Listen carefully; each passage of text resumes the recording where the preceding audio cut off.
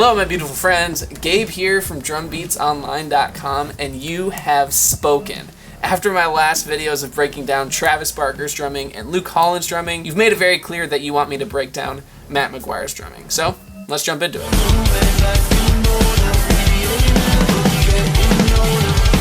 The first reason why Matt McGuire's drumming is so awesome is that he adds a ton of energy to every single song that he's on. Not only is his actual physical stage presence so energetic, but so are his drum parts and his dynamics. He is the perfect drummer for a band like Chainsmokers, because if you take a look at their recorded drums on their songs, they're actually pretty low energy and sound like this.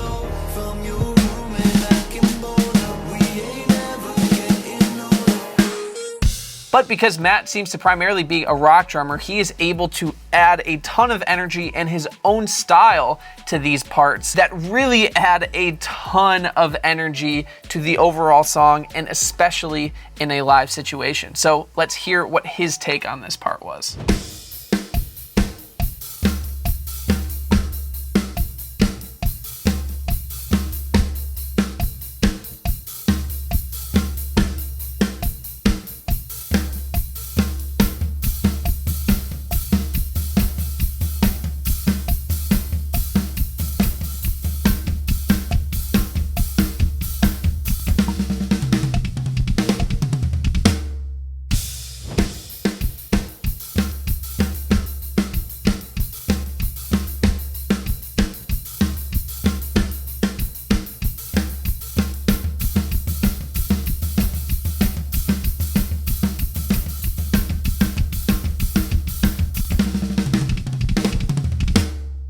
So this is a great lesson for all of us in seeing that sometimes a part can sound really good on the record, but in a live scenario, it doesn't quite translate, and we have the option to add our own style and add more energy to that overall song, just like Matt did. The next thing that makes Matt's drumming so sick is his use of the push-pull technique.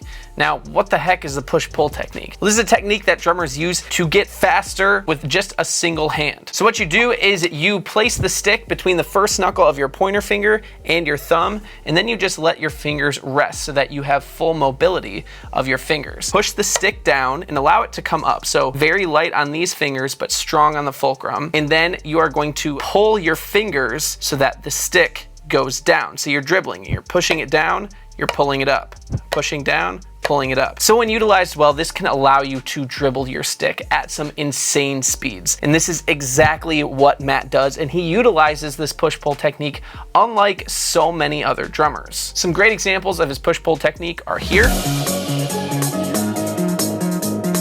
right here,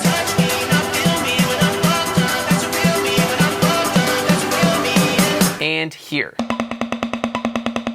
So this allows Matt to make his builds a lot more interesting. He can change subdivisions with a single hand and sometimes even get a full snare roll out of just a single hand.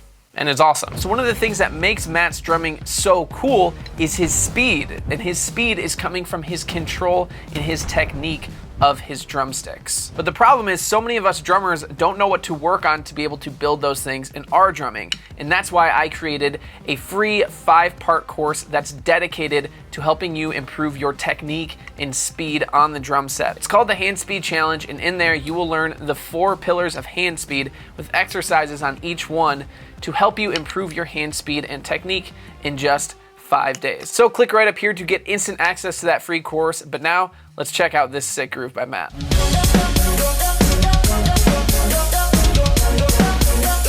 The third thing that I notice about Matt's drumming is his versatility.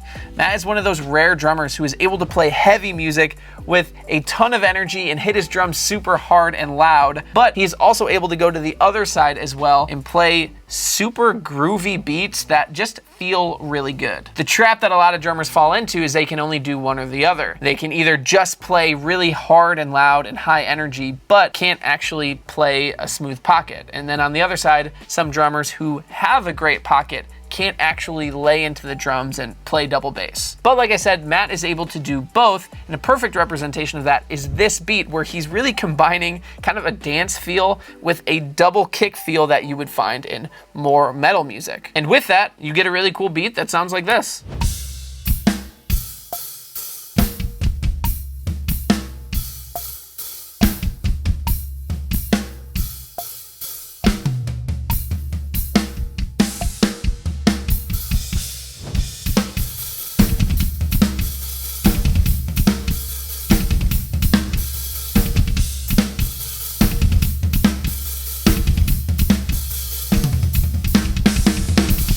The fourth thing that makes Matt's drumming awesome is his creativity in his drum parts. And one of the big sources of his creativity is not just having one hi-hat, but two hi-hats. This has allowed him to come up with some really, really unique drum beats with some really unique sounds. It's part of his signature look too, because he's constantly crossing between these two. He normally has a bigger main hi-hat and a smaller, higher pitched second hi-hat. This beat is a perfect example of this creativity, where he starts off with 30-second notes on the main hi-hat, ending with 2 notes on the second hi-hat.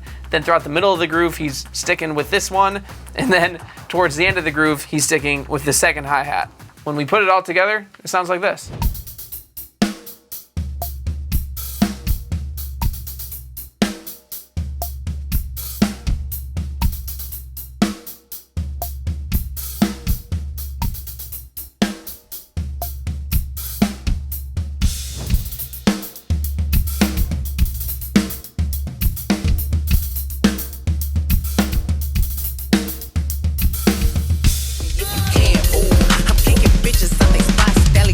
The fifth thing that makes Matt McGuire's drumming so amazing is his bombastic fills. And the unique thing about his fills is they aren't super technical or complex. Like, a lot of drummers will create insane fills like that, or have fills with a ton of insane sticking patterns.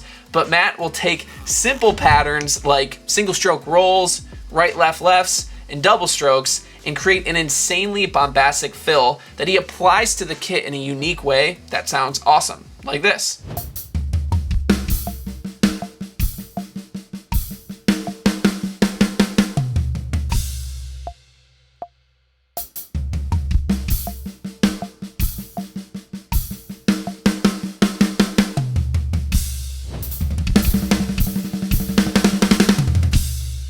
Okay, maybe that was a little bit technical. So what is your favorite part about Matt's drumming? Let me know in the comment section below, and also let me know whose drumming I should cover next, because as you saw in the intro of this video, I see them, and that actually influences what videos I make. And if you want to improve your hand speed and technique in just 5 days to play super fast like Matt, you can join my free course right up here, the Hand Speed Challenge. You're gonna love it. But either way, thank you so much for watching this video. I really appreciate it.